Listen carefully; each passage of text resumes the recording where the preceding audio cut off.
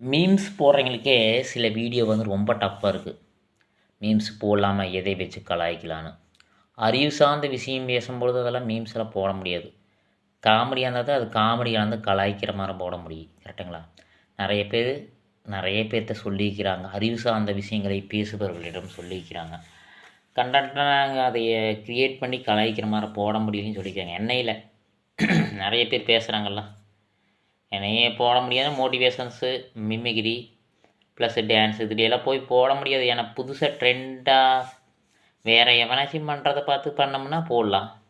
புதுசாக பண்ணும்போது அதை போட்டாலும் அது பெருசாக தெரியாது. அதில் வந்துட்டு கமாண்டு தான் தேவையில்லாமல் வரும் மொழிய, அந்த வீடியோவில் உங்களுக்கு பெருசாக மீம்ஸ் எல்லாம் போட்டு அதை பெருசாக ஒரு மாதிரியே காட்ட முடியாது. ஏன்னா சிரிப்போட போட்டால் பரவாயில்ல, பேசும்போது கருத்தோடமும் புதுசாக போடும்பொழுது அதில் மீம்ஸே போட முடியாது. கரெக்டுங்களா?